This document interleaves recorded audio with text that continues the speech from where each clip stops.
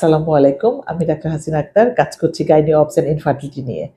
আজকে খুব simple but খুব ইম্পোর্টেন্ট একটা টপিকস নিয়ে আমি কিছু কথা বলতে চাচ্ছি। সেটা হচ্ছে ইনফার্টিলিটি রিলেটেড, যে খাবার-দাবার বা লাইফস্টাইল এটা কি বন্ধ্যাত্বে বা ইনফার্টিলিটিতে কোনো ইফেক্ট ফেলে কিনা?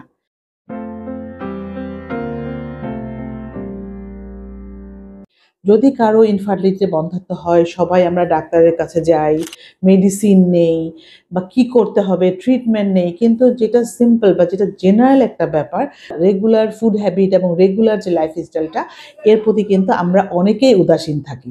এবং আমরা দেখা যায় অনেকে এটাকে নিয়ে গুরুত্বই দেই না বা ভাবিই না যে এটা কোনো এফেক্ট ফেলবে কিনা। কিন্তু অ্যাকচুয়ালি যদি আপনি চিন্তা করেন, এটা কিন্তু একটা বড় ইফেক্ট আছে আপনার লাইফে বা আপনার বন্ধ্যাত্বের ব্যাপারে। প্রথমত আসি লাইফস্টাইল।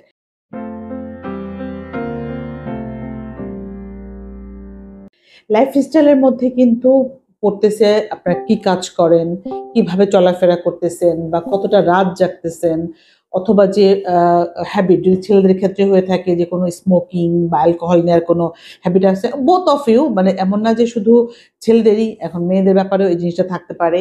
এই ব্যাপারটা আসতেছে লাইফস্টাইলে। তো আমি যদি প্রথমেই লাইফস্টাইল বলি, সবসময় আমি যেটা পেশেন্টদেরকে বলে থাকি, হেলদি ইজ হেলদি, মানে যেটা ভালো সেটা সবার জন্যই ভালো।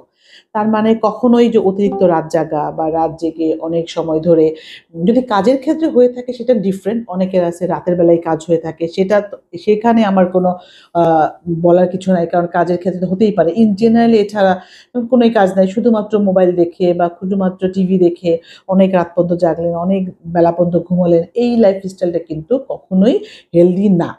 এবং রেগুলার একটা এক্সারসাইজ,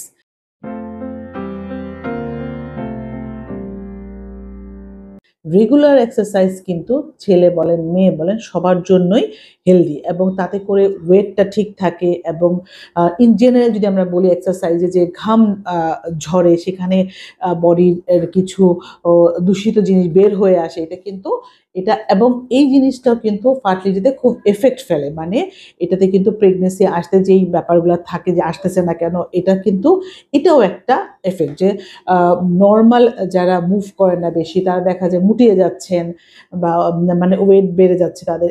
এই জন্য কিন্তু রেগুলার একটা এক্সারসাইজ খুবই জরুরি। এবং হেলদি লাইফস্টাইল মেনটেন করা, যেমন রেগুলার যেটা খাওয়া দাওয়ার ব্যাপারটাও, যে খুব আনহেলদি অনেকেই আছেন, খুব বাইরের খাওয়া খান। এখন এখন একটা ট্রেডিশনই আছে খুব জাঙ্ক ফুড খাওয়ার, খুব অতিরিক্ত চা কফি খাওয়ার, অনেকে স্ট্রেসে থাকেন। এই জিনিসগুলাও কিন্তু শরীরের জন্য ভালো না। তো আমি ভালো না বললাম, তাহলে ভালো কোন জিনিসটা হচ্ছে রেগুলার লাইফ লিড করা। যেমন সকালে উঠে একটা হেলদি ব্রেকফাস্ট করা বলেন, বা রাতে আর্লি ডিনার করা, এবং আপনার ফুড মেনুতে যদি রেগুলার বেসিসে একটু বাদাম রাখতে পারেন বা একটু ফ্রুটস থাকবে, রেগুলার ফিশ, ভেজিটেবলস, এই খাওয়াগুলা কিন্তু ভালো, এবং এই খাওয়াগুলো কিন্তু হেলদি, এবং সেটা সবার জন্যই যেমন ঠিক তেমনি যাদের নাকি বেবি হচ্ছে না বা যারা ইনফার্টিলিটিতে প্রবলেমে ভুগতেছেন, তাদের জন্য কিন্তু জরুরি। এবং আরেকটা ব্যাপার যেটা হচ্ছে হয়তোবা খাবার বা লাইফের সাথে জড়িত না, কিন্তু এটাও খুব ইম্পর্টেন্ট, সেটা হচ্ছে ইন্টারপার্সোনাল রিলেশনশিপ।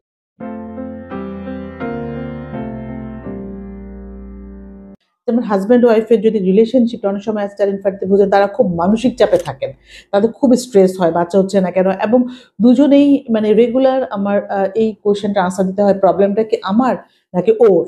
মানে হাজব্যান্ডও এই কথা জিজ্ঞেস করেন, অনেক সময় ওয়াইফরাও জিজ্ঞেস করেন আমার প্রবলেম না হাজব্যান্ডের প্রবলেম।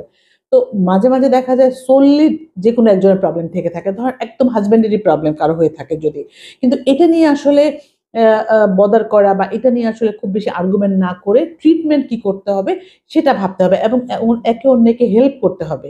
যে তার যার জন্যই বেবি হচ্ছে না কেন, এটা কিন্তু দুজনের। অতএব একজন আরেকজনকে যদি হেল্প না করেন, তাহলে কিন্তু এটা খুব ভালোভাবে প্রেগনেন্সি নেওয়া বা যে কোনো ট্রিটমেন্টই করেন না কেন, এটা কিন্তু পসিবল হয়ে থাকে না। তো এর জন্য কোঅপারেট করতে হবে দুজন দুজনকে, এবং ট্রিটমেন্ট করতে হবে, তার সাথে একদম হেলদি লাইফ লিড করতে হবে। এটাই আমার আজকে বলার ব্যাপার ছিল। Thank you.